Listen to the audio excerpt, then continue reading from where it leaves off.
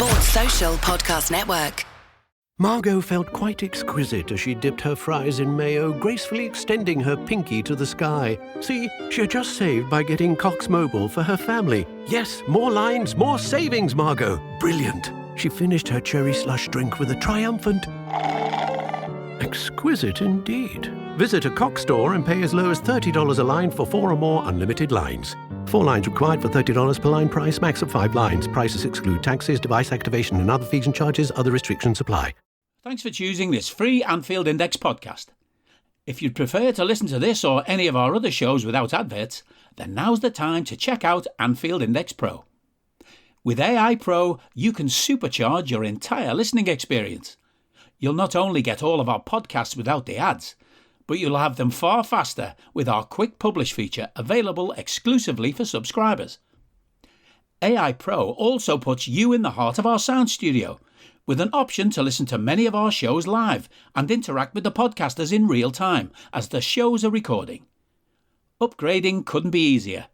AEye Pro is available on all popular podcast platforms, and we have our own apps for Apple and Android. Just head on over to AnfieldIndexPro.com and get started today. Hello and welcome to AEye Scouted on Anfield Index Pro. I'm Dave Hendrick, joined as always by Mr. Karl Matchett. How are you, sir? Splendid. How are you? I was good until you started telling jokes before we went live. Karl, the world of football is going a bit mental at the moment. Yesterday, we had news of not 1, not 2, not 3, but 4 managerial changes. They're the first one we knew about, which was Roy Hodgson was going to be leaving Crystal Palace and Oliver Glasner was going to be taken over. Now, that got delayed for a couple of days because of Hodgson falling ill. But was announced yesterday before the game. Glasner sat in the stands and watched as Crystal Palace, playing a very Oliver Glasner type 3-4-2-1 shape, went to Everton and got themselves a good point. I think we both agree it was time for the Hodge to move on. What do you make of the appointment, though? They'd been linked to Steve Cooper, they'd been linked to Graham Potter, they'd been linked to a few others. I think they've reached here for the top shelf of, relatively speaking, the top shelf of those that will be available to them. And I think they've gotten themselves a really good manager. I do think that they've got themselves a good manager. I do also still have a few doubts over whether it's a good fit at the minute. And I'm talking short term here. Like, if he was to have taken over in the summer and they'd have finished 16th or whatever, I'd say that's a really good appointment. I do wonder how quickly the adjustment period is going to work for both, for the team and for the manager, to be honest. It's not always relevant in the end, but it is certainly noteworthy to say, this is the first time he's worked outside of, obviously, Austria, where he's from, and Germany. It's a pretty big job. I think Crystal Palace are in enough of a mess to say that, there's some obvious quick fixes that can be made, but there's also quite a lot of work which needs to be done to make it not even a success, just back on the right footing. I think back on the right path. Obviously, 1 or 2 players being out injured absolutely doesn't help, because Palace are one of the squads who maybe have the most variance in quality in their first choice team. From top end caliber players down to real just solid journeymen, only there because they still haven't been replaced kind of players. I think that the fit in terms of personnel is fine, actually. I think arguably, assuming obviously that he just lines up in the exact same way as he did at Eintracht and tries to play similar sort of way in terms of very, very centrally with the build-up play, very not congested in a bad way, but sort of very, very close proximity, the sort of midfield box, if you like. The 2 behind the forward and the 2 central midfielders tend to play really close together, to have that combination, to have that sort of pathway from build-up play into attack. So I think there's enough players there who can do that for him immediately. But he seems to have been quite a manager who is very charismatic within his dressing room, supposedly, very much in terms of like building up the players and getting a bit of a, not a siege mentality in the way that Jose made everything against the world, but definitely having a really close knit side. That's a very big departure from what Roy Hodgson's like. And it's not a lot of time to turn one group, one focus, one culture within the dressing room, if you like, into a completely different one.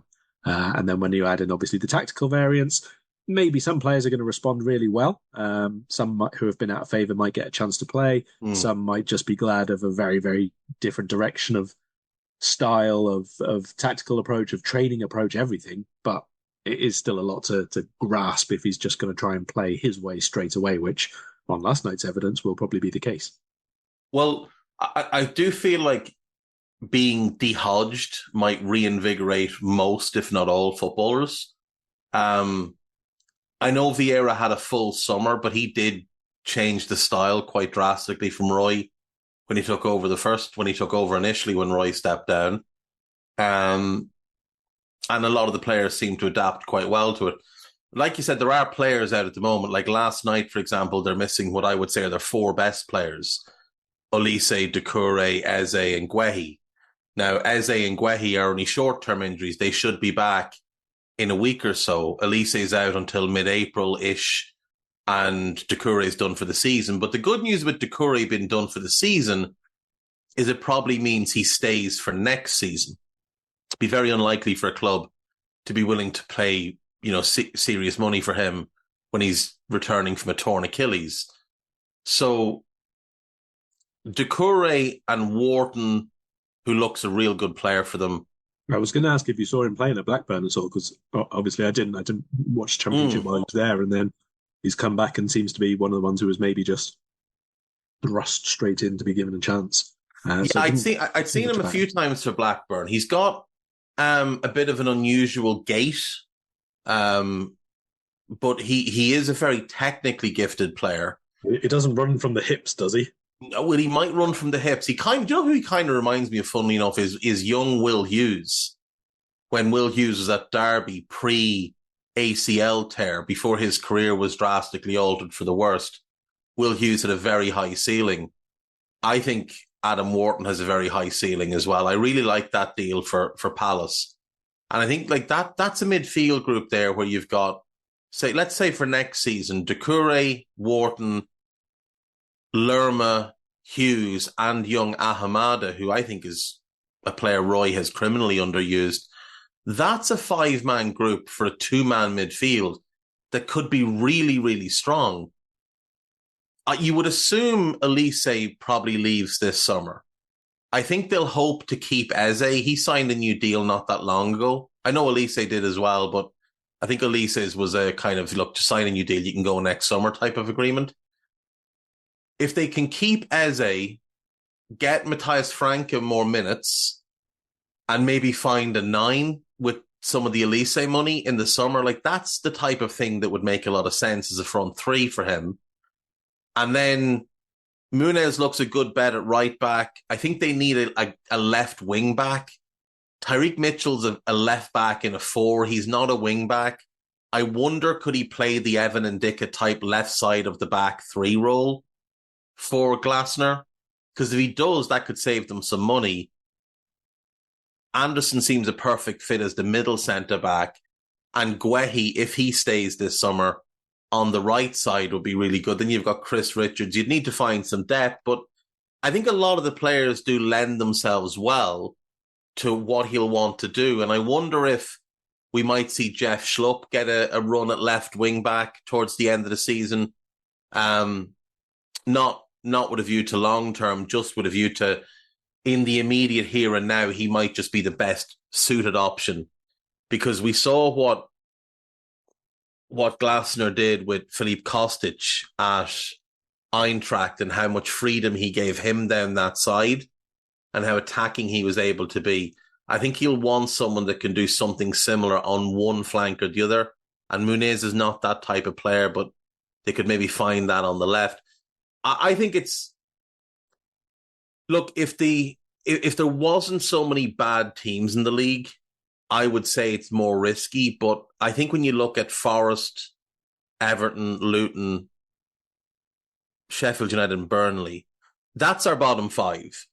And in particular, given Nottingham Forest and Everton could potentially face 10-point deductions, that would be a second one for Everton, obviously. That would pretty much make sure Palace were going to be safe, because they'd be 5 points clear of Luton and 11 points clear of the next highest team, which would be Forest on 14. So at that point, they'd be pretty much safe. So I think the context of the league at the moment makes this less risky. And they'll also hope that they get the new manager bounce, which if they could get a good bounce over the next 4 or 5 games, that could get them most of the way towards the 40-point target that they'll be aiming for to secure next season in the Premier League. That wasn't the only managerial change. So we'll start with the one in England.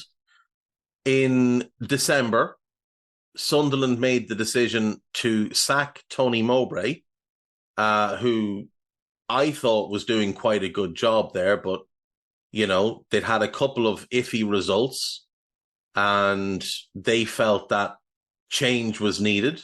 They felt that, being a couple of points outside the playoffs was unacceptable. And they brought in Michael Mick Beale, who had last been sacked by Rangers. Now, only 2 months later, Michael Beale has been sacked. He is the shortest tenured manager in the history of Sunderland Football Club. 12 games, 4 wins, 2 draws, 6 defeats, 1 game less than the ill-fated Paolo Di Canio fiasco. There's been some criticism of the performances, the tactics, his supposed aloofness and treatment of players. It's not a good look for Beale, whose managerial career started quite promisingly when he was at QPR, after obviously been Steven Gerrard's number 2 for a few years. Are you that person who has everything? The coolest merch and those must-have fan threads? Well, over at our Anfield Index shop, we've gone that extra mile when it comes to pimping up your Liverpool collection. From our popular range of bespoke design t-shirts, sweaters, hoodies and hats, to our signature edition mugs, prints and coasters, all provided with fast worldwide shipping. We have something for every red. We also stock official LFC merchandise and are licensed with the Premier League and UEFA to sell official iron-on shirt badges and sleeve patches. As a listener to this podcast, you can get 10% off everything with coupon code AEyePro10.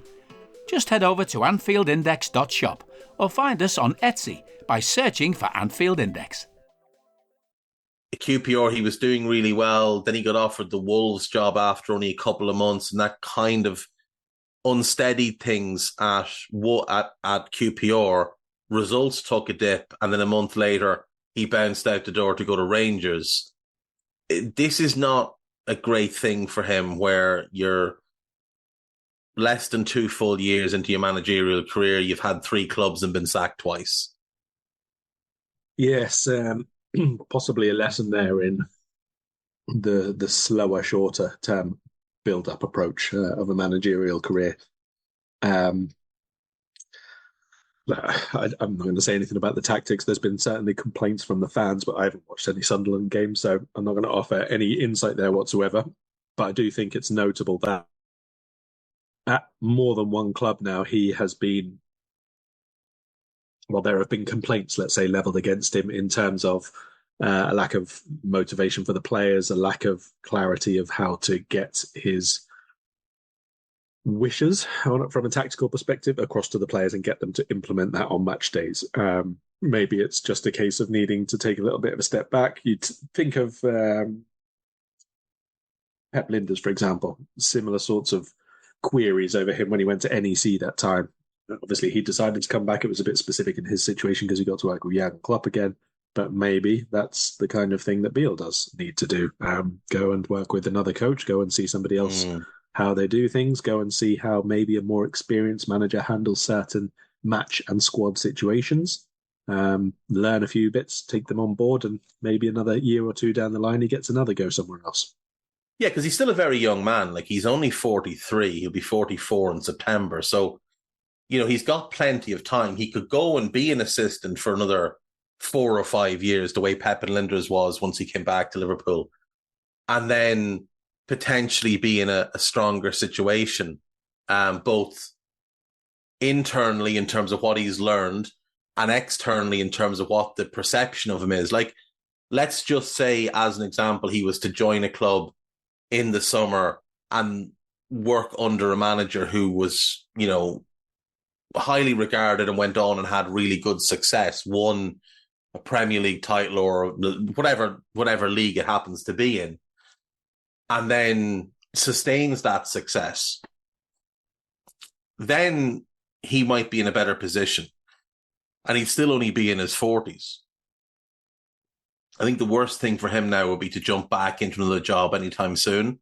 I do think, even if it's just a case where he takes, 6 months out and travels a little bit and goes and spends a little bit of time with certain coaches. Like we saw it with Eddie Howe when he left Bournemouth. He travelled around and spent some time at Liverpool observing Klopp and how he went about his business, went to other clubs, notably Atletico Madrid, and, observed Simeone and how he took certain things. A lot of top managers are more than happy to help and pass on the knowledge that they have and the methods that they have to young managers. So I think Michael Beale, he's highly enough regarded within the game that he'll still get opportunities. But I do feel like maybe he should do what Linders did and try and find his Jurgen Klopp, try and find somebody that could maybe take him under their wing a little bit and show him more the man management side of things, because clearly he's a good tactical mind. And when he was at Rangers, he was heavily credited with the tactical side of Rangers' game, and Gerrard was more the man management and motivation side. Quite clearly, they're not as strong separately as they were together. So, I mean, maybe it's just a case of going back and working with Gerrard, though I don't think Gerrard is going to get any elite level jobs anytime soon. It will be interesting to see what Sunderland do now. This will be their third manager of the year, and obviously Tony Mowbray was only there a year and a half after Alex Neil walked out on the eve of the season to take the Stoke job. So they're looking for a fourth manager now in a year and a half. That's not great. It really isn't great. Moving on. Well, actually, just on that subject. Guy's got us odds. Sorry? Guy's given us odds. Go on anyway. What were you going to say? I was just going to say, you mentioned Mowbray obviously leaving them. He ended up at Birmingham, and yesterday, well, not a sacking or anything like that. Yeah, he's taken a leave of absence. Couple of months to get some medical treatment. So hopefully all well there. Yeah, hopefully that's nothing too serious, and he's back in the dugout very soon, because you never want to see anything bad happen to anybody, really. Right, Guy's got the odds here for us. Karl, buckle yourself in. Scott Parker is the favourite at 7-4, followed by Frank Lampard at 2-1. Will Still at 3-1. If I was them, I'd probably be throwing a big bag of money at him. I think he's got huge potential, but could he potentially suffer from the same issues as Michael Beale, in that maybe the personality's not quite there just yet? Paul Heckenbottom, 7-2, obviously did good work at Sheffield United getting them promoted. Steve Cooper, 4-1. I think he'd prefer a Premier League job, but if you could get Steve Cooper, you get Steve Cooper. Lee Carsley, 5-1. He's obviously done great work with the England under-21s, but there is some talk that he could be the next England manager if Southgate steps down after the Euros. Ole Gunnar Solskjaer at 7-1. We're going to talk more about him in a while. Steve Bruce at 8-1. I had a chat with Steve Bruce yesterday. I'm not sure he'd be willing to go back to Sunderland. Jesse Marsh, 12-1. That one could be interesting. That one could be very interesting. And Wayne Rooney, 16-1. I think we can rule that one out, because Wayne Rooney is god-awful. Of the names on that list, Still is interesting, very, very interesting. Heckenbottom has credentials, but I think Steve Cooper, Lee Carsley, and Jesse Marsh are the three that would interest me the most as a neutral looking on. In particular, Jesse Marsh, because I would like to see him get another crack at this and see how it goes for him. Yeah, I think if they're not, let's say, desperate to go up this season, I know they want to, but if they're not absolutely everything about this new appointment has to be get us into the top six and find a way. I think Jesse Marsh would be my pick because he's the most capable there outside of Steve Cooper of building something because he's already done it and he's shown that he can. He's a really, really good coach. Steve Cooper's the best one on there by like quite some distance insofar as what we've seen, actual evidence at clubs. But I don't just think that he'll want a Premier League job. I think he deserves a Premier League job. I think he's shown that he's more than capable of doing that. So I wouldn't be, I would be very surprised if they managed to get him. Lee Carsley, I mean, there's still talk about him joining Ireland as their boss. If not England as their boss, then I don't really see anything happening there at the minute. He seems quite non-committal on anything and just carrying on with the 21s for now. So fine. So I guess Paul Heckingbottom is their best bet, but I'm not sure how much I actually rate him, to be perfectly honest. Yeah, it's hard to know. It is hard to know because it was a bit of a mixed bag at Sheffield United, but he did get them promoted. And if that's all they're focused on, then, you know, maybe that's what they go with. Moving on, Marseille. They started the season with Marcelinho in charge. Marcelinho's obviously had a pretty good managerial career. He had success with Villarreal. He was at Valencia. He was at Athletic Bilbao, and now he's back at Villarreal. He resigned in September, citing personal reasons. I'd imagine he just had enough of dealing with the mess that is the internal workings of Marseille. He was replaced by Gennaro Gattuso on the 27th of September. It's very hard to know whether Gattuso is a good manager or not. What we do know is that he was booted out the door by Valencia after 6 months. He was booted out the door by Fiorentina after only a couple of weeks because they just didn't want to deal with him. Napoli were going to sack him pretty much every week for his entire tenure there. He was not good at AC Milan, and he was not at all good with Pisa. So I think there's enough evidence to suggest that Gattuso is not a good manager. Though he did pretty well at Napoli, like not to diminish him, but it was just every week there was reports that they were looking at sacking him. Sports Social Podcast Network. So they've now decided to appoint Jean-Louis Gasset, who was sacked by Ivory Coast during the AFCON, and then Ivory Coast went and won the AFCON. He doesn't have what you'd call a stellar track record, really. He's sort of a middling manager. Was that Montpellier, Cannes, Istres, Montpellier again, after an 11-year gap from management. Saint-Etienne, Bordeaux, Ivory Coast. He didn't do particularly well anywhere other than Saint-Etienne. But now he's taken the Marseille job. You'd imagine it's just till the end of the season. He is now 70. He's not someone you're looking at for the long term. But Marseille are a pretty big club, and they're having a bad season. And I mean, I don't know. I didn't watch much of their stuff this year. Gattuso won 9 of 24 games, 6 defeats. Not a great record, but, you know, they weren't dreadful under his watch. He took over mid-season. I'm a bit surprised they've made that move at this point. Yeah, fair. I didn't really see much of Ivory Coast, let's say, for the last 2 years prior to the AFCON. So I don't really know what job he was doing there. Obviously, it was a terrible group stage that they had, and that's why they made a really, really unheard of decision to fire him mid-tournament. But this guy, Gasset, was Laurent Blanc's assistant for ages and ages and ages while he was at PSG, while he was at France, and before that as well, I think. So that's why he didn't have a managerial job of his own for quite a long time. He was still involved, let's say, at the highest level. He was just an assistant as such.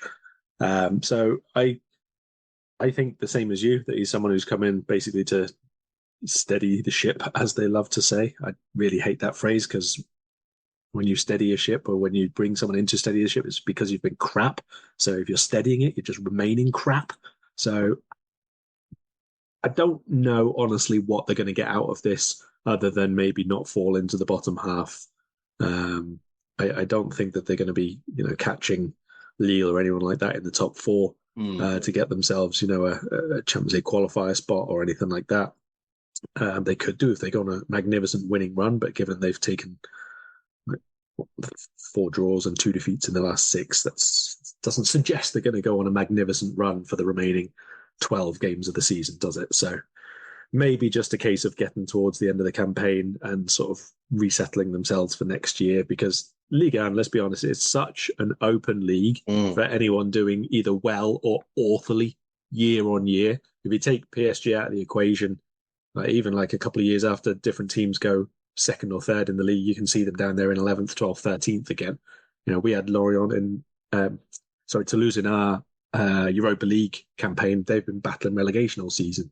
Not too long ago, Lyon were winning the title, 8 years in a row? Was it 15 years ago, something like that? They were battling relegation for most of this season. So and now they're 11th. Like, just one run, even one run in a season can do mad things. Like Lorient, do you remember, like, January of last season, they were a title challenger, and now they're scrapping against relegation. Like, it's such a dynamic, changeable lead that, other than PSG, everybody else is sort of interchangeable.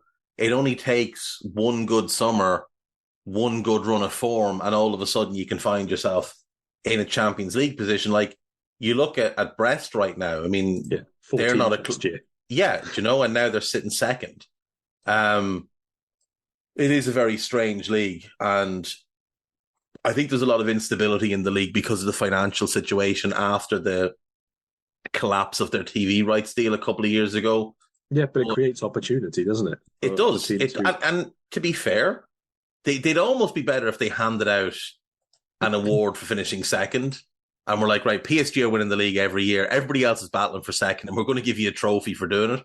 Because other than PSG, it's probably the most competitive and evenly balanced of all the big leagues in Europe, where there's very little that separates, I mean, Brest are second on 40 points. Marseille are 9th on 30 points. So you've got 10 points between second and 9th. Whereas if you look at the Premier League, second place is Manchester City. They currently have, second place is Arsenal. They have 55 points. 10 points less than them would have you in 6th. You'd be above Manchester United. To get to 9th, you're talking 19 points. So the kind of competitive balance isn't there. As we know in the Premier League, there's very much a rich group, a poor group, and then there's Luton. Just in terms of finances, not in terms of football. The other club then that have made a change is Napoli.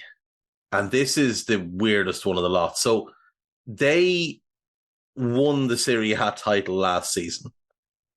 Then they decided, in the infinite wisdom of Aurelio De Laurentiis, who is a crazy man, to just auto-renew or auto-extend the contract of Luciano Spalletti, who had won them their league title, the first title since Maradona. That upset Spalletti, and he quit. They decided that the best person to replace league-winning manager Luciano Spalletti was Rudy Garcia, who won a league title with Lille many years ago, 2011, and had been fairly poor at Roma, fairly poor at Marseille, fairly poor at Lyon, sacked from all 3 jobs. Then he went to Al Nazir in Saudi Arabia, was released from his contract in April of this year, of last year rather, by quote-unquote mutual consent, but he was sacked, which meant that we had 4 sackings in a row following his time at Lille. He was appointed as the new manager of Napoli, and he lasted until the 14th of November, 16 games, of which he won 8, drew 4, and lost 4. They decided then that the best possible replacement for him was Walter Mazzarri, former Napoli manager who'd left 10 years previously, and in the 10 years since leaving had been sacked by Inter, sacked by Watford, sacked by Torino, and sacked by Cagliari, and had been largely dreadful in all of those jobs, bar the Torino one where he did okay. He lasted 17 games, of which he won 6, drew 3, and lost 8.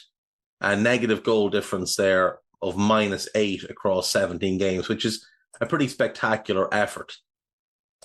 They have now added a new manager, Francesco Calzona, who was an assistant manager for years at a whole bunch of clubs, including Napoli for 3 years, under Sarri.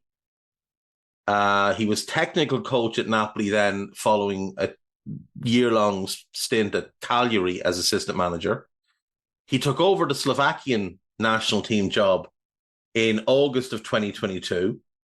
He's won 7 of his 14 games with them, which is probably a decent enough record. But they've decided that he's the guy to bring in to steady the ship and save the season. Now, it's only till the end of the year, but he's also going to keep on the Slovakia job because that's obviously his primary focus. Karl, have you ever seen a club win a league title and then make such an unmerciful mess of things this quickly? Probably 1 or 2 candidates, to be honest. But I mean, last year I felt like it all came together for Napoli, like it has done a few times before. You know, there are a couple of seasons sporadically around the sort of Marek Hamsik sort of time where things came together really nicely, and something happened and it didn't. It fell apart. There was a riot. There was an argument. There was an injury. Whatever it was. And last year it didn't. Nothing fell apart. Nothing happened. And the players and the coach that they had and the group that they had, the dynamic and the style of play, it all worked in it, and it happened for them finally. And it had nothing to do with De Laurentiis. Nothing. He had no impact on it other than obviously having appointed the manager and so on. But I mean, during the season, he didn't have an impact. And invariably, when he does have an impact, it works out badly for the team. And last year, he kind of just didn't do anything. And as soon as he then tries to get involved, obviously, that's the chain reaction that happens afterwards. He is such a bizarre character. The ego on him must be one to rival Zlatan. It's just a very, very odd kind of club. You mentioned Calzona coming in as obviously the new head coach. I didn't really know too much about him. Don't even think I knew he was the Slovakia boss, to be perfectly honest. So I did go and have a quick couple of reads up on him, opened up his wiki page, obviously, and I was absolutely delighted to read that the first entry of his coaching career is that he worked as an amateur coach and coffee dealer during the 1990s. Yeah. I don't need to know anything else. That's good. That's it. This is a man whose professional career totaled 3 games in the 80s for Arezzo. I assume he got injured. And, he's taken a very unusual route to where he's gotten. It's the type of story I love to hear, quite frankly.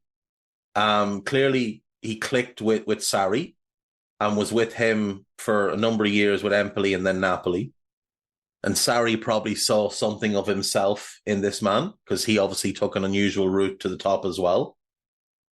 But, I mean, your Napoli Football Club, or SSC Napoli, if you want, you're not even a year removed from winning the Serie A title with what was a fantastic team last year.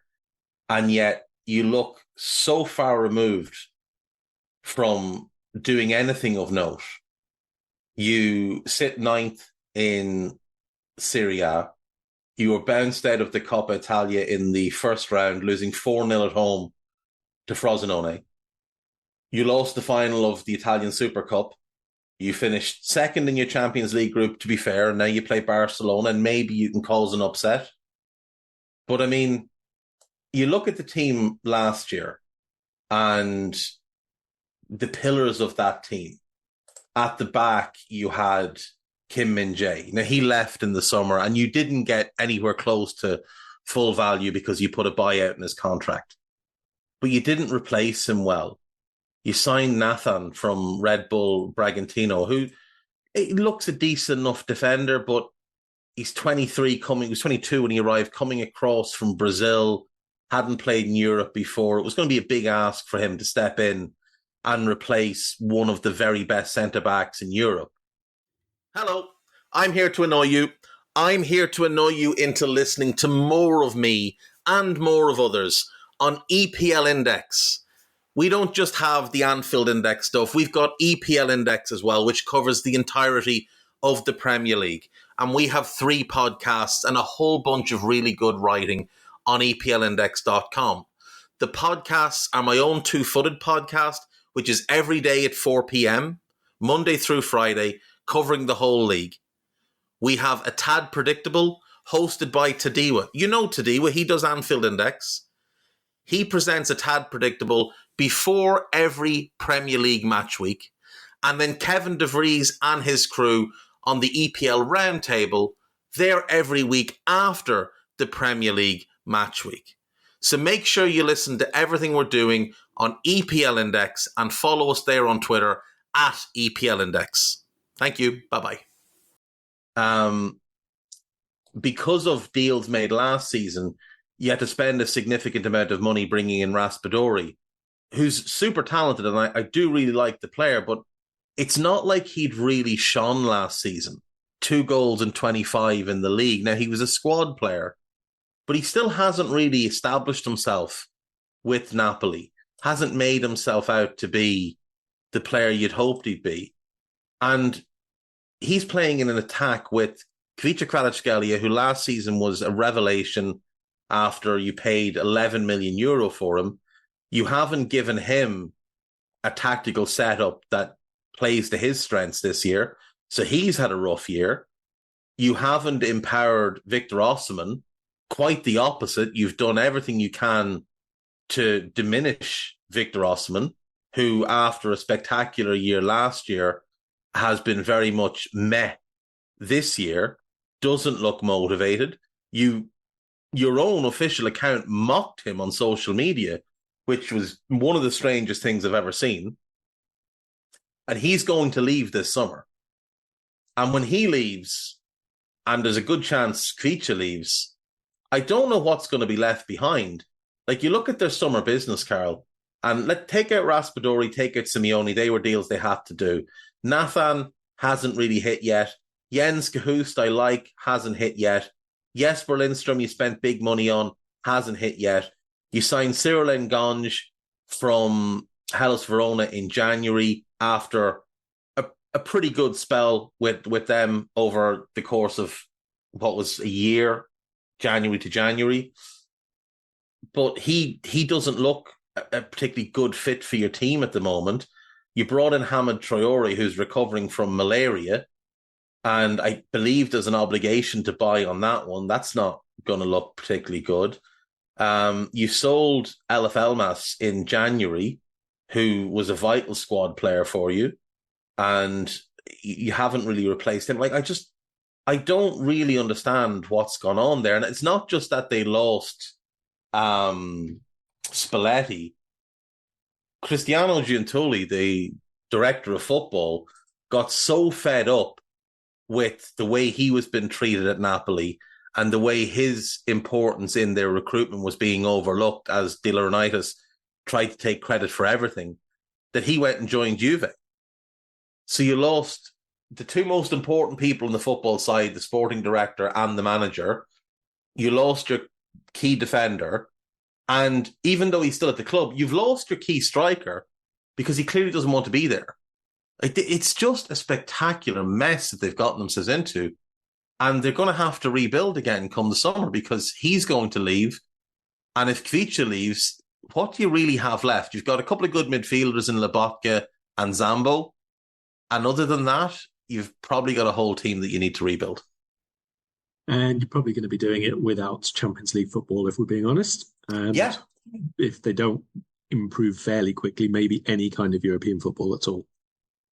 Yeah, well, right now they sit ninth and they are 5 points behind Roma, who are in the Conference League spot, and 9 points behind Bologna, who sit in the Europa League spot. Now, I'm not being funny, but like getting into the Conference League, you'd nearly be better off not having Europe, with respect. You are better not having Europe. Have the training time, have the year of humility if necessary in some people's respect, but have the time to rebuild. And like, it wouldn't take a whole lot for them to drop in to the bottom half themselves. They're only goal difference ahead of Torino and 3 points plus a better goal difference ahead of Monza. And, that would be very, very embarrassing for them to finish. It makes last season look like a fluke, and it wasn't. Like, it wasn't a fluke last season. They were genuinely brilliant last season. And you look at the run they went on through the first 24 games of the season, they won 21, drew 2 and lost 1. They were absolutely incredible. You could have made a very strong case that they were the best team in Europe across that spell because they were tearing teams apart in the Champions League, including ourselves, including Ajax, and obviously Rangers, but nobody cares about them. They ended the season blowing out of their arses. Like they were stumbling towards the end of the season. They were lucky they'd built up such a significant lead to have the title in hand. And the Champions League was wide open for them as well because they had AC Milan in the quarterfinals and would have had Inter Milan in the semifinals, 2 teams they were better than, and yet they shit the bed against AC Milan and went out. And there was a real path open for them to get to a Champions League final. And quite frankly, given the form of Kim, the form of Osimhen, and the form of Kvicha, I think they would have given City a really tough time in a Champions League final. But they shit the bed against Milan. And it's just been all downhill since the decisions that were made in the summer. And it's going to be a long way back for them because Inter look really formidable this year. Juve look like they're starting to get themselves back on track. Milan have a lot of talent and a lot of potential, and they've got they're a bigger draw, than bigger pull than Napoli. It's going to be a long way back for them to try and get back competitive, especially if Osimhen and Kvicha leave this summer. Yeah, I totally agree. I think that, we spoke a couple of years ago about Italian football sort of being probably the second choice league to watch after the Premier League in terms of not necessarily player caliber right at that time, but in terms of the regrowth of it, the competitive action at the top end of the table and so on. And Napoli should have been in prime position to be first among that, really. And obviously last year showed that they were quality-wise capable of that. But the team has to be built and the squad has to be built and the club has to be of a constant path and mindset and all the rest of it. And Napoli never has been, let's be honest. Like there have been some pretty wild teams around over the course of Serie A's, let's say, recent lifetime, like Parma and Lazio and all the nonsense of the scandals, and Juve is its own kind of basket case. But Inter at the minute, even with the financial problems that they have, probably looks the best set up team in terms of being able to find replacements for the style of player they have, in terms of one manager after another coming in and playing a very, very similar way. And I think probably a slightly calmer leadership as well. Juve are probably still... Pepe Morate. Yeah, well, yeah. I mean, he's the best in the business, and he is the stability because their ownership have empowered him to run the football club, whereas De Laurentiis doesn't empower anybody and wants to run it all himself. And he's not good enough. On the topic of Inter, Karl, just as a quick aside, we know Liverpool are going to be looking for a new manager, or are looking for a new manager to take over from Jurgen. And obviously the names that are out there are the names that are out there. One name that hasn't been mentioned is Simone Inzaghi. And I've seen a few people say he'd be very high on their list. Now, I really liked him at Lazio. I've been less keen on the football at Inter. It's not as... There was a joy about that Lazio team. Now, look, you can point to his Inter team and say, well, he's had success at Inter that he didn't have at Lazio. But I preferred watching his Lazio team play by a considerable margin. But he has done a great job at Inter. There's no question about that. Would he be high on your list of potential Jurgen replacements? Do you see him as a fit for the club? Do you see that as maybe even an outside possibility that he might be someone the club could go for? No, but I think that's because it would be such a wild departure from the culture, the playing style, the tactical approach, everything that we're used to. So I do struggle to see him as a candidate, to be honest, because it would be like an absolute reset, an absolute departure. I was also very enjoyed watching him or his team at Lazio a lot, and the setup and everything is similar here, but it is fairly cautious. It is, I would say, a little bit reactionary at times, considering they're nominally the best team in the league. I don't think it's overly adventurous, and his style, his manner is obviously very, very different from Klopp and so on in terms of touchline, in terms of alterations and the players and everything else. So he wouldn't be even on my list, never mind high up it, but it's because he is such a wild departure from what we've had. And I don't think that the best course for Liverpool is to change what we've got. It should be to, obviously it's not going to be as good because nobody we can get is going to be as good, and we have to accept that. But we can keep certain things the same and try and build a slightly different way in other areas. But Inzaghi would be a complete change of everything.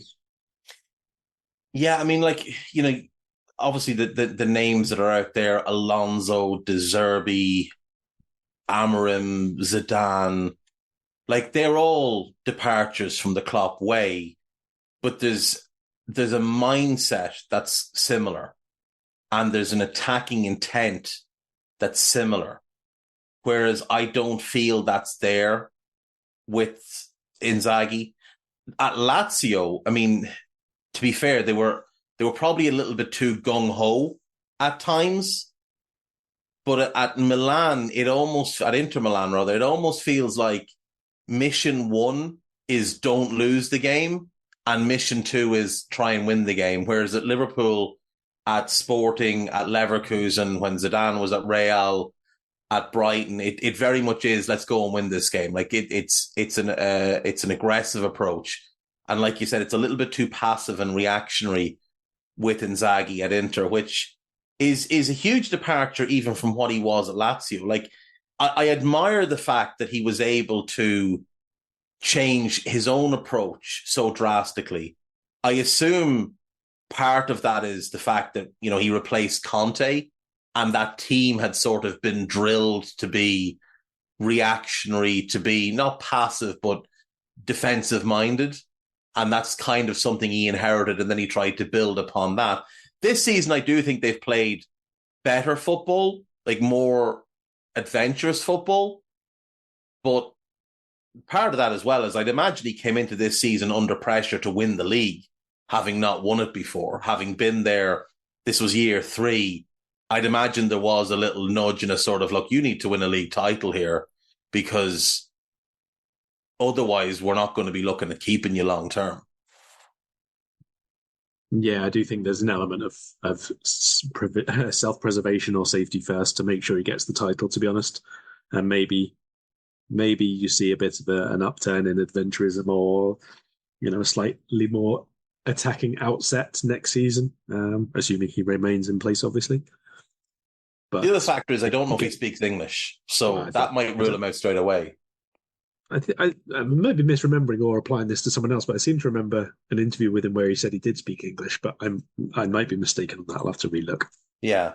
Well, if he does, it would certainly help his case. But at the end of the day, we also have to respect the fact that he is at a huge club. Like Inter Milan are a huge club, and he may not have any interest in moving on. He might view that as, a destination club in the same way that, we would view Liverpool as a destination club. So he might not have interest in the job, to be fair. Last club we'll touch on in terms of their managerial situation before we get into a quick chat about Luton is Bayern Munich, who a little under a year ago sacked Julian Nagelsmann and replaced him with Thomas Tuchel. They had been underperforming under Nagelsmann, despite the fact they were still top of the league. They weren't running away with the league the way that they had expected to. Now, Tuchel's appointment led to a little bit of instability, and they lost 3 of their last 9 games. And if we're being honest, they won the league purely because Borussia Dortmund bottled it on the final day of the season at home to Mainz. A Dortmund win would have made them champions. They knew that going in. Mainz were mid-table and mediocre, and they went 2-0 down and had to fight back to get a draw, while Bayern went to Cologne, went ahead early, got pegged back, but Bayern being Bayern found a late winner through Musiala and won the league title. But they stumbled over the line, and it should have been a real wake-up call to them that, the gap had been closed, both through the other teams improving, but also through their own, I suppose, just contentment, the lack of urgency to continue to get better. They went out in the summer, and they brought in Harry Kane, they brought in Kim Min-jae, 2 big-time signings, but they didn't address certain issues in the squad, like the lack of a defensive midfielder. They've been very disappointing this season. Very, very disappointing this season. And they've now suffered back-to-back defeats in the Bundesliga. They are 8 points behind Xabi Alonso's Leverkusen. Now, look, even if Bayern were playing better, Leverkusen might still be top because they are unbeaten. They've won 18 of the 22 games. They're putting together an incredible run. This isn't in any way to diminish Leverkusen, but it is also to point out that one of the reasons the gap closed is not just how good Leverkusen have been, because they've dropped points in 4 games, Leverkusen. And if Bayern were Bayern, like they were a few years ago under Hansi Flick, for example, well, dropping points in 4 games would be a killer, because Bayern would have dropped points in maybe 2 games and they'd be ahead of you. And you'd have done everything possible, had a near perfect season, and you'd still be behind them. And that's where they always got clubs, is that you had to be absolutely perfect just to keep pace with them. Thomas Tuchel is now very much under pressure. It's 3 defeats in all competitions in a row because they lost to Lazio in their Champions League round of 16 first leg. They've been poor defensively overall. Upamecano, he hasn't developed well. Matthias de Ligt is out of form. Somehow Eric Dyer is there and playing games. Alphonso Davies seems to have plateaued a little bit. Mazraoui hasn't been at his best level. The midfield has been a mess. Joshua Kimmich insists that he's a number 6, clearly isn't the number 6. All the steroids they gave Leon Goretzka for years seem to have had a negative effect on him, surprisingly enough. The pressure of trying to carry a team at 18 seems to have worn down Musiala a little bit, who doesn't look himself this year. Kane has been great. He's been great. 29 goals, 8 assists in 30 appearances. But around him, Leroy Sané's not had the best year. Kingsley Coman's not had the best year, and Serge Gnabry's missed most of the year. Thomas Muller is well past his best. Manuel Neuer is well past his best, and those two still seem to have far too much input into decisions that are made for the big picture of the club. things are not well at Bayern right now, and it looks like Thomas Tuchel will be the one who'll pay for that with his job. There's been some names thrown around. There's been Zinedine Zidane, who's available, Antonio Conte, who's available, Xabi Alonso, who they'd have to wait for till summer, but he might not want that job at this point. But the most notable name that's been linked, and this might be the real pointer to the fact that this club is not operating the way we got used to Bayern operating for a long time. Florian Pletty, whatever his name is, Plettyberg, has reported that Ole Gunnar Solskjaer could be a candidate to take over on a short-term basis. Karl Matchett, I ask you, what's happened to this once proud club?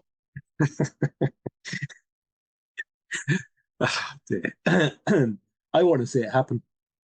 I can't say anything other than that. I want to see it happen. Oh, God. I think if they appoint him, then Riots. everybody should be sacked. Everybody should be sacked. That is an absolute stinker. If, like, the fact that he's even being considered is a very, very worrying sign if you're connected to Bayern Munich, because he is dreadful. Whoever has put that name forward in the suggestion box in the Bayern Munich boardroom needs to immediately be removed from their position or any decision-making positions regarding the football team. Simple as that. Do you reckon is there an anonymous suggestion box? Because if there is, they might need to hire some private investigators and start doing some handwriting analysis. It was probably Thomas Tuchel, says Sky. Look, this is the best guy out there. You have to keep me. Oh, Ole at Bayern. If he manages to fail up from Cardiff to Molde to United to Bayern, that might be the most interesting and bizarre managerial career anyone's ever had. Hansi Flick is also sitting out there available. And to me, he just seems like the most obvious choice to go to. He knows the club. He never wanted to leave in the first place. He got forced out by Hasan Salihamidzic, who was insistent he wanted to bring in Nagelsmann because I think he felt he could control Nagelsmann a bit more. Nagelsmann was sacked. They, like I said, stumbled over the line and won the league last year. They sacked Salihamidzic. You've got Christoph Freund as your sporting director. There's a lot of talk that they're looking at bringing in a new sporting CEO who, you know, has been round and about for a number of years at Gladbach and at Leipzig was linked to us.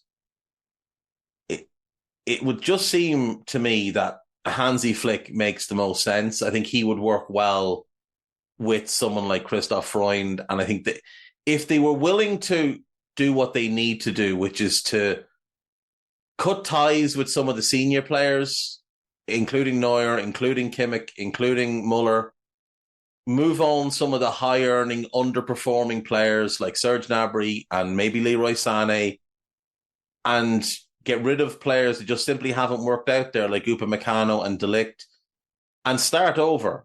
Obviously, you'll have Kane as your 9, and Harry Kane's game will age really well. But you build around Musiala because that kid is a superstar in the making. And you buy players that put him in the best position possible to succeed, and you appoint a manager that puts him in the best position possible to succeed. I just feel like that's the way for Bayern. And it might mean that they don't win the Bundesliga this year and they don't win the Bundesliga next year, but then they put together another stretch of winning 7, 8, 9 in a row with multiple European Cups thrown in on top of that.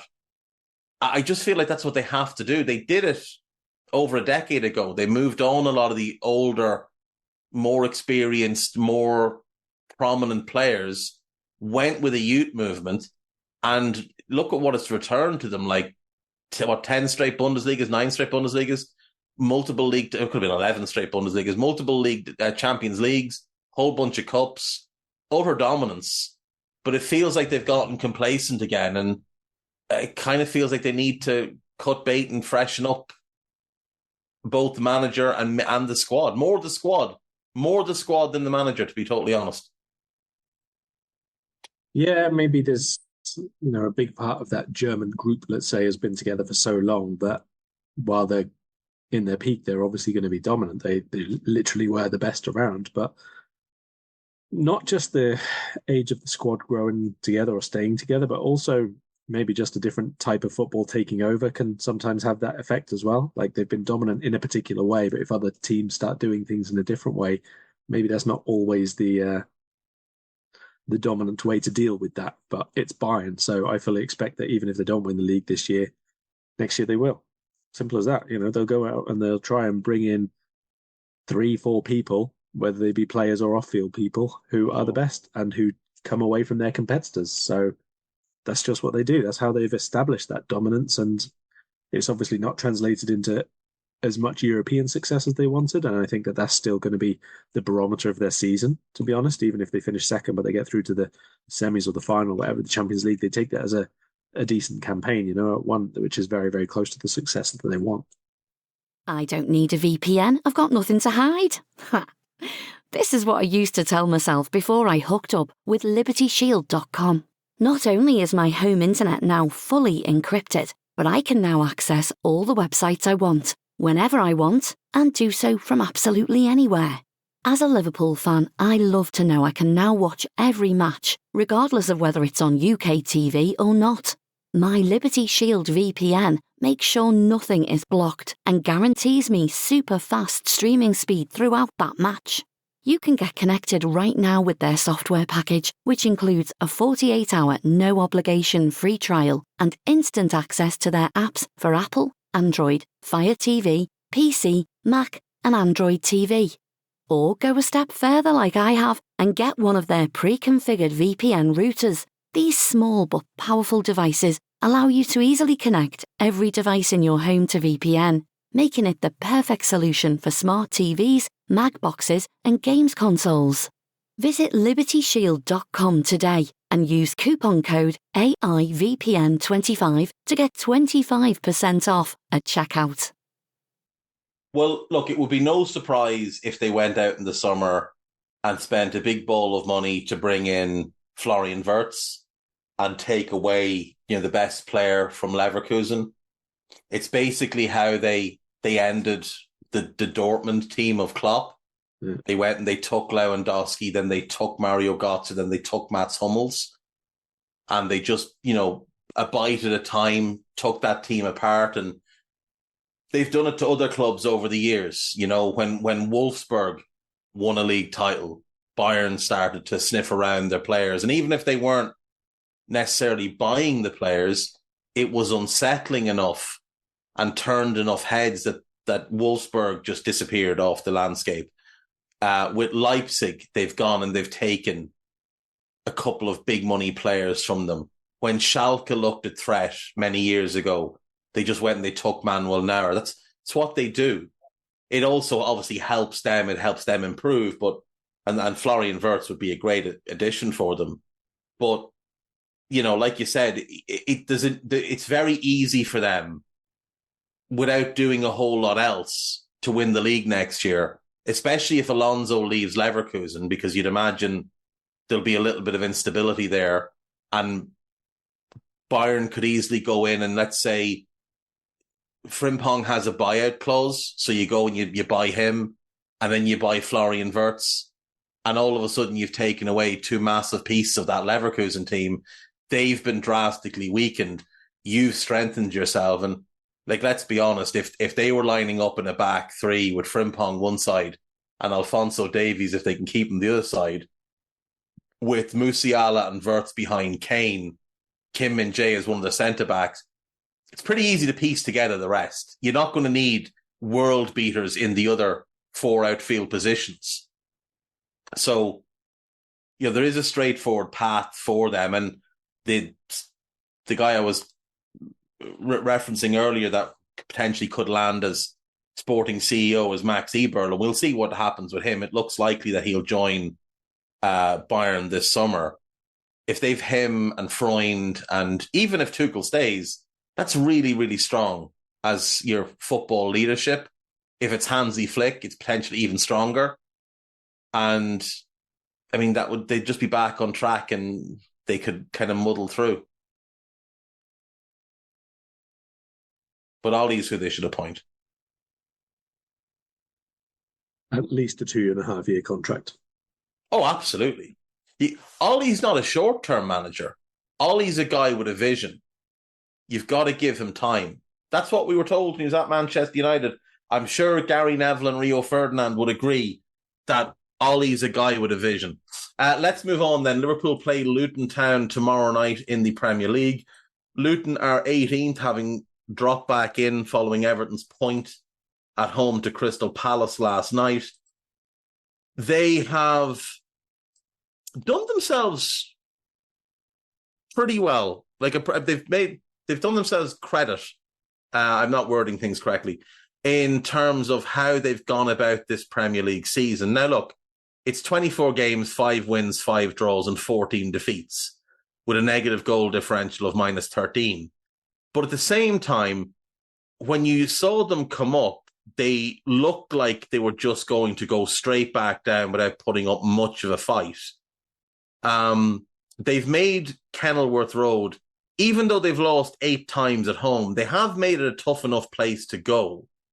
You know, you look at their defeats there, by 1 goal to West Ham, by 1 goal to Burnley, by 1 goal to Spurs, by 1 goal to Arsenal, by 1 goal to City, by 1 goal to Chelsea, by 1 goal to Manchester United. The only 2 you'd look at and say that's a bad result is home to Burnley, and then the 2-goal defeat at home to Sheffield United. Somehow Sheffield United, the only team to go there and beat them by 2 goals, despite being the worst team in the league. But they've hammered Brighton at home. They beat Newcastle at home. They beat Crystal Palace at home. They've gone away to Everton and Sheffield United and won. They haven't gotten any good results, what you'd call good results away, other than the Newcastle game. But even that, I mean, they were 4-2 up with 25 minutes left or something and didn't get the win. Their best results this season include a 1-1 draw at home to Liverpool, a game in which we were absolutely disgusting. We were just dreadful, and it took a late Luis Diaz goal. But we're at home here, Karl, and they haven't travelled all that well. Like I said, their wins are Everton and Sheffield United, who are both dreadful. And they've gotten a draw away to Forest, a draw away to Burnley, and a draw away to Toon. Like, there's nothing really in their away form that should scare us right now. No, not at all. I mean, like, we've obviously spent the majority of the pod on other things, and that's because this is a fairly obvious game to look at the start of it. It's, you know, the team who are top against the team who are fighting relegation, and they're not good away from home, and we're very, very good at home. So there's not lots to scare us other than our own circumstances, our own sometimes tendency to start slowly, and the fact that this is a team who, above everything else that they've done this season, will just keep going and keep going and keep going. And it doesn't really appear to matter to them if they're 2-0 down or it's 0-0 or they're 1-0 up. They just play the same way. They're very, very aggressive. They're very still full of belief and confidence in what they do. And I think that that's right. I think they've earned the right not to be, you know, talked about as a bit of a joke as they were at the start of the season and so on. I think they've arguably overperformed, even if that's only leaving them in touch of safety because of Everton's points deduction. But the fact that they are doing it and they keep doing it game after game means that you do have to watch out for the things that they do well. But even so, as good as they are in terms of their effort and their really, really clear tactical deployment of all their players, they're very, very clear about how they get the ball forward, how quickly, who joins up from the second line and all the rest of it. They are still a relatively limited team. And obviously you would still expect that if we're playing anywhere near our best, we are going to get the better of them most of the time during the match, and more to the point, open them up a number of times during the match. Well, this will come as news to a Luton fan that I saw on social media today.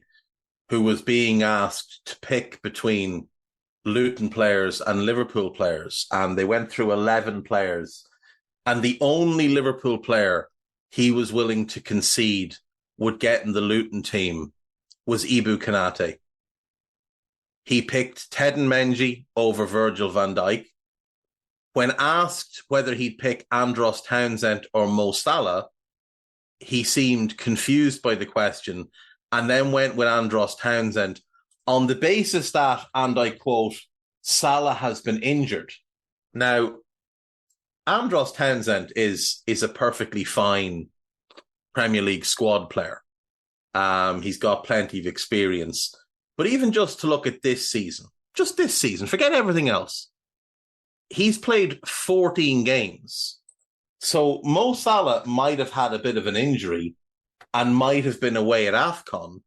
He still played more than Andros Townsend. That's ignoring anything else. That's ignoring performance level or output or anything else.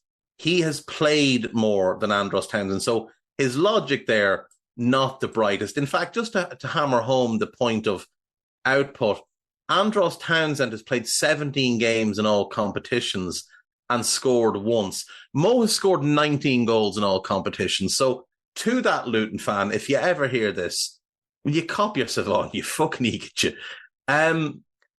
You're right, though. They do play the same way regardless. They're fearless. They believe they belong at this level.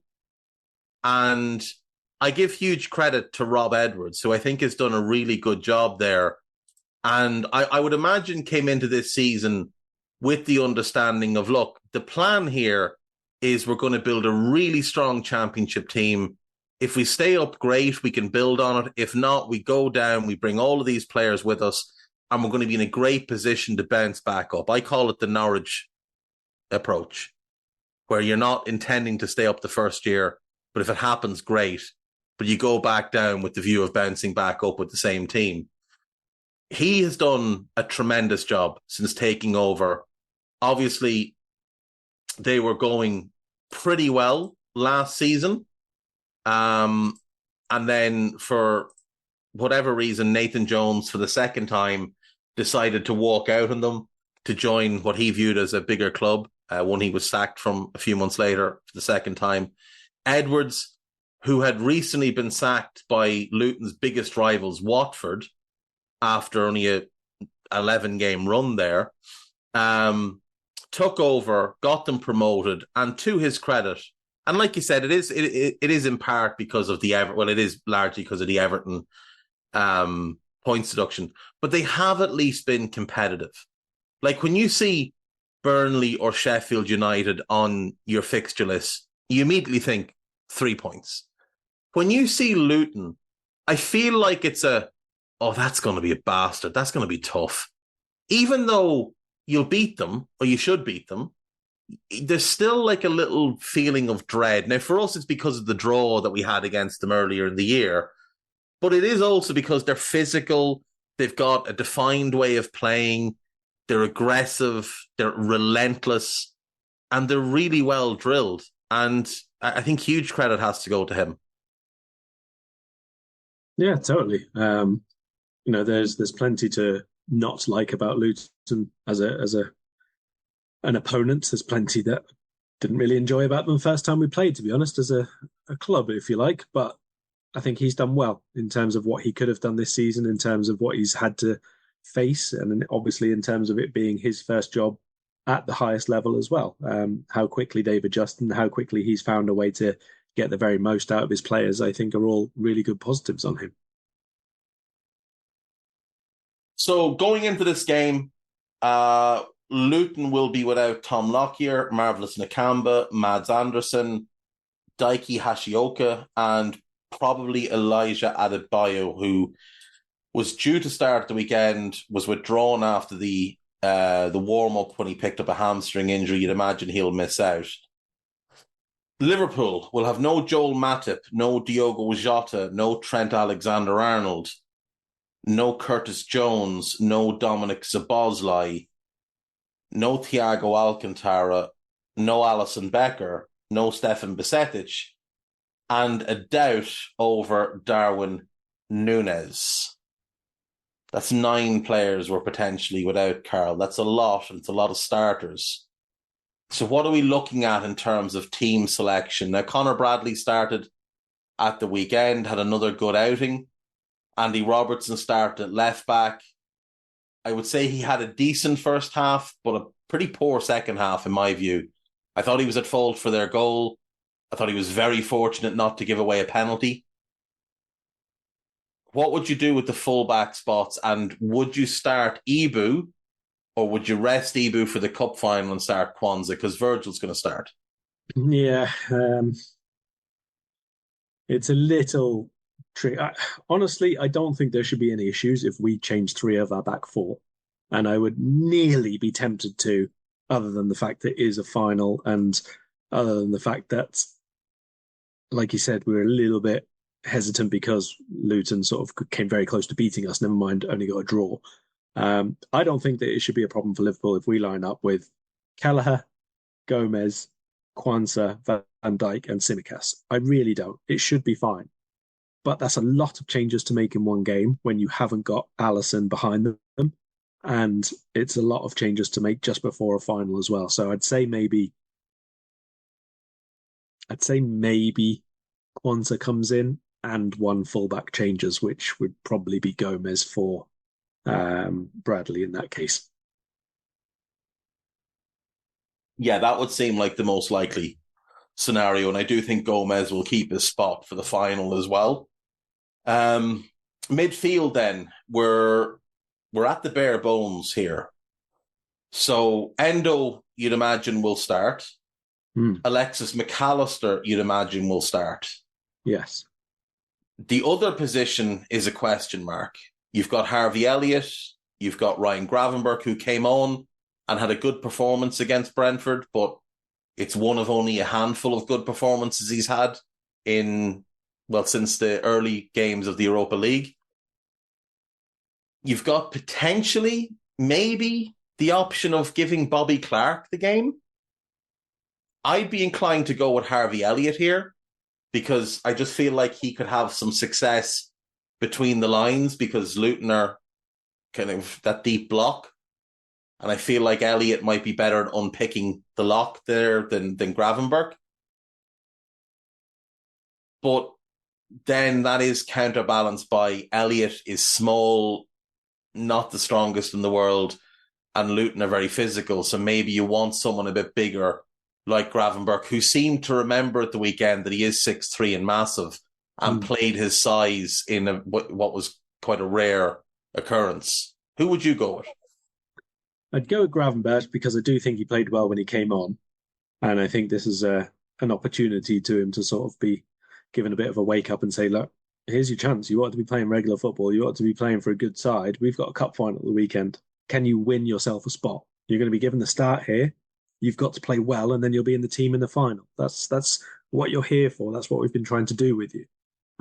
Elliott obviously has been really important for us off the bench, and he hasn't quite had that same level of impact as we've noted, as even Klopp said recently, when he's been in the 11. So I think I would go with Gravenberch to start, but he's got to perform. He's got to do it in this game to warrant being that person who gets to do it in the final.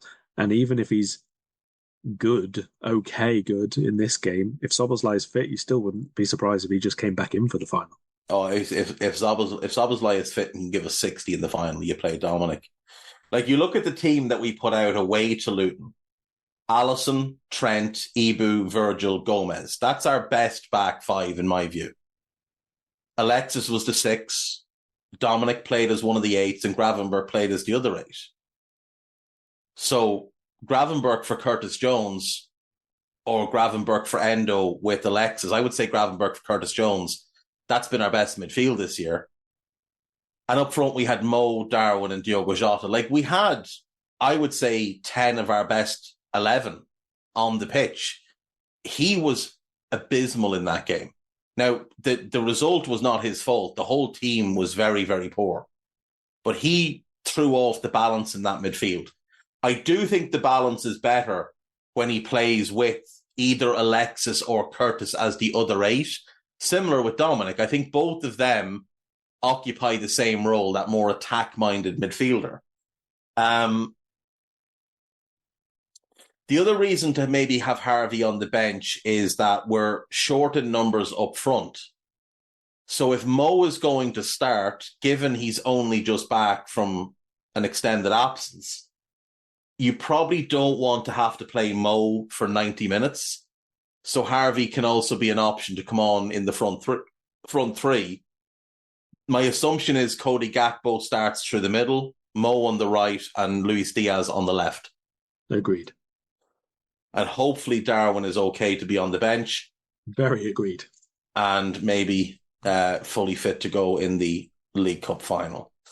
Karl Matchett, what is your prediction for Liverpool at home to Luton? 4-0. 4-0? Yep. Oh, I love it. A fast start. I love it. This is the type of positivity that I'm looking for right now. This is tremendous stuff. I was thinking 3-0, and I was thinking, geez, that's probably a little bit too reckless here. So I'll go with 3-0, a little bit more conservative than your suggestion, but I'm loving it. I think you're right, though. I think if we can fly out of the blocks. Look, there's something that's been stuck in my head since the weekend. We scored 3 goals in the game at the weekend, Karl, from the long ball. The Virgil long ball, the Kelleher long ball, and the Gomez long ball, 2 of which were brilliantly assisted by our players, one by Jota, one by Gakpo, though the Gakpo assist for Salah was also down to a defence that was all over the place. The Gomez one was assisted by Luis Diaz for Cody Gakpo, but again, it was horrendous defending. But then I watched United play against Luton on the Sunday, and I saw a Luton Town team really struggle to deal with the ball over the top, really struggle to defend facing their own goal. And I thought, well, if we can do it so well against Brentford, we should employ a similar tactic against Luton and almost try and turn their own game against them and be a bit more direct, be a bit more physical. Because we did it to Brentford, and that's their bread and butter. And Luton are like Brentford light in a lot of ways. I think if we go that same way, we can have a lot of success here. And if we've got Virgil, Quansah, and Gomez as 3 of the back 4, I'm pretty confident we can keep them out. So I'll go 3-0. As long as we keep that clean sheet and get the 3 points, I'm happy. Go into the weekend with a couple of decent wins behind us and just kind of ignore all the injury stuff. Yeah, and then it's just a matter of which Chelsea turns up. Because if it's the one that turned up at Anfield, even with the absentees, I think we spanked them. If it's the one that turned up at the Etihad, it becomes a more interesting game. But we'll talk about that later in the week. Is there anything you wish to plug before we go? I'll have something pre-final, but we'll obviously speak then beforehand anyway. I'm not sure what else midweek. I'm covering Champions League for the next couple of nights, so there won't be any major written pieces there. There we go. Right, folks. Thank you as always for listening. We'll see you later in the week. Bye-bye. We hope you enjoyed listening to this Anfield Index show. Please be sure to subscribe to our channel so future podcasts find their way to your device automatically. There's nothing quite like fan engagement, and we'd love to know what you think of anything discussed on this show. The best way to get in touch is over on our free Discord community, where both podcasters and listeners debate the hottest LFC topics 24/7. Sign up free now at AnfieldIndex.com/Discord. You won't regret it. You can also follow us on Twitter at Anfield Index and find us on Facebook by searching for Anfield Index. Oh, and before you go, we'd love it if you could leave us a 5-star review on your favourite podcast app. It only takes a couple of seconds, and it means the world to the people who create these free shows. Sports Social Podcast Network.